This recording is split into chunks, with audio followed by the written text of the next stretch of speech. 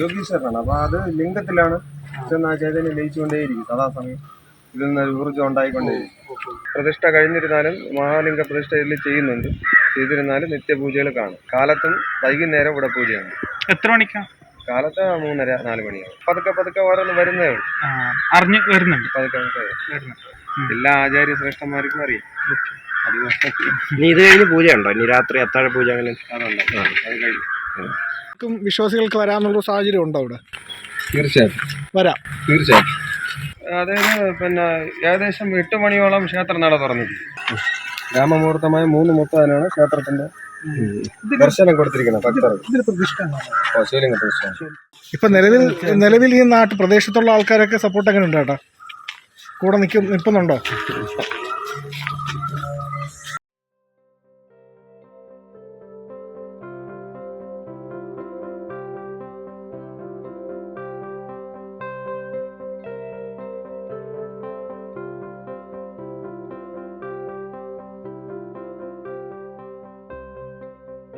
യോഗീശ്വരനാണ്. അപ്പൊ അത് ലിംഗത്തിലാണ് ചെന്ന് ആ ചൈതന്യം ലയിച്ചുകൊണ്ടേയിരിക്കും സദാസമയം.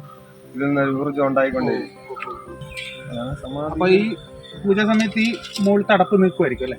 അങ്ങനെയല്ല, അത് നിങ്ങൾക്ക് ഇത് പ്രതിഷ്ഠ കഴിഞ്ഞതിന് ശേഷം അറിയാൻ പറ്റുള്ളൂ. അതിന്റെ അങ്ങനെയല്ല. അതിന്റെ ആ പൈപ്പിന്റെ പുറത്താണ് ശിവലിംഗമായിട്ട് ടച്ച് കാണും. നവരത്നങ്ങളുണ്ട്, അതിനകത്ത് ഒരുപാട് കാര്യങ്ങളുണ്ട്. ഇത്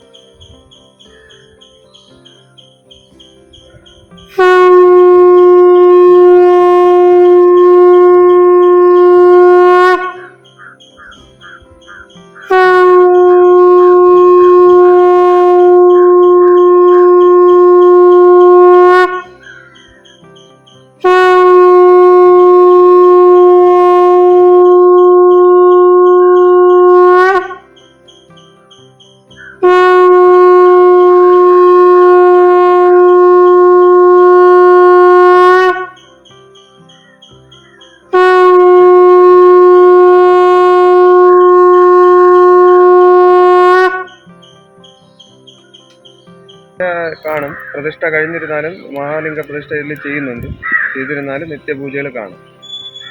എല്ലാ ദിവസവും നിത്യപൂജ കാണും. കാലത്തും വൈകുന്നേരം ഇവിടെ പൂജയാണ്. എത്ര മണിക്കാണ്? കാലത്ത് 3:30-4 മണിയാവും. പുലർച്ചെ പുലർച്ചെ 3:30-4 മണി. വൈകുന്നേരം 6 മണിക്ക് പൂജ നിത്യവും കാണും. 2 നേരം പൂജയുണ്ട്.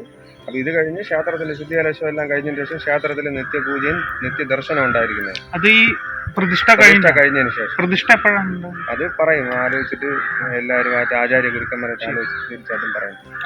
ഇപ്പൊ ഇവിടെ ജനങ്ങളൊക്കെ വരുന്നുണ്ടോ? ഇപ്പൊ ഇങ്ങനെ ഇതൊക്കെ പതുക്കെ ഓരോന്ന് വരുന്നേ ഉള്ളൂ.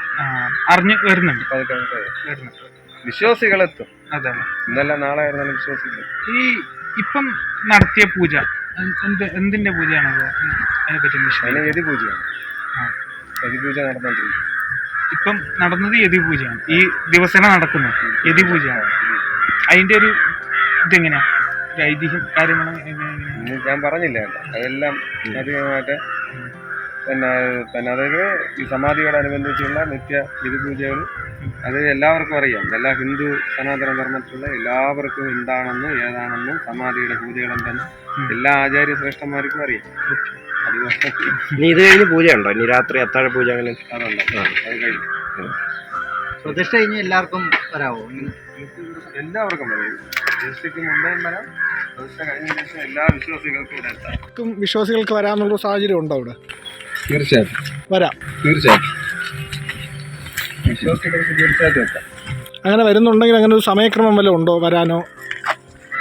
പിന്നെ 6 മണിക്ക് 7 മണിക്ക് നിത്യപൂജ ക്ഷേത്രത്തിൽ നിത്യദർശനം ആവുമ്പോഴത്തേക്കും അതായത് പിന്നെ ഏകദേശം 8 മണിയോളം ക്ഷേത്രം നട തുറന്നിരിക്കും. രാത്രി 8 മണി. രാത്രി 8 മണി വരെ. വൈകുന്നേരത്തെ ദീപാരാധന അത്താഴ പൂജ എല്ലാം കഴിയുമ്പോൾ 8 മണി കഴിയും. അമ്പലടങ്ങി ഇവിടെ ക്ഷേത്രം നിത്യ നട തുറന്നു കഴിയും. രാവിലെ ആണെങ്കിൽ വരണമെങ്കിൽ രാവിലെ ആണെങ്കിൽ ഇവിടെ 3:30-നാണ് ദർശനം, നിർമ്മാല്യ ദർശനം. ആ സമയം മുതൽ വരാം. ആ സമയം മുതൽ വരാം.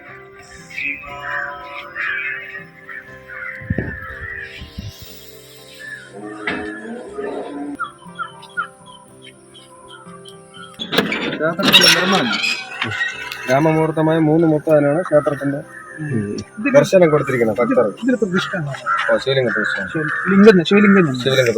അത് ഞാൻ കഴിഞ്ഞ ദിവസം അതായത് അന്ന് ആ സമയത്ത് വന്നപ്പോൾ ഇവിടെ പൂർണ്ണമായ ശിവന്റെ പ്രതിമയാണെന്നാണ് ഞാൻ അറിഞ്ഞത്. അത് പിന്നെ അതായത് അത് എല്ലാം ഉണ്ട്. ഭഗവാന്റെ എല്ലാ തേജസ്സായിട്ടുള്ള പ്രതിഷ്ഠയും മഹാലിംഗ പ്രതിഷ്ഠയും ഷടാധാര ലിംഗ പ്രതിഷ്ഠ എല്ലാം ഉണ്ട്. ഇപ്പോഴും എല്ലാ ദിവസവും പൂജയുണ്ടോ? ഇല്ല, ശുദ്ധികലശം കഴിഞ്ഞതിന് ശേഷം. അത് ഡേറ്റ് തീരുമാനിച്ചിട്ടില്ല. അത് ശുദ്ധികലശം ചെയ്തതിന് ശേഷം. അതെ, അത് എന്നാണെന്ന് തീരുമാനിച്ചിട്ടില്ല. ഇല്ല, തീർച്ചയായിട്ടും. ശരി, അത് കഴിഞ്ഞ പൂർവാധികം ഭംഗിയോടുകൂടി തന്നെ തീർച്ചയായിട്ടും അത് എല്ലാ പൂജയും ആരാധനകളും ഉത്സവങ്ങളെല്ലാം കാണും. എല്ലാം ഭഗവാന്റെ ഹിതമനുസരിച്ചെല്ലാം നടക്കും. ഇപ്പൊ നിലവിൽ ഈ പ്രദേശത്തുള്ള ആൾക്കാരൊക്കെ സപ്പോർട്ട് എങ്ങനെ ഉണ്ട് ചേട്ടാ? കൂടെ നിൽക്കുന്നുണ്ടോ?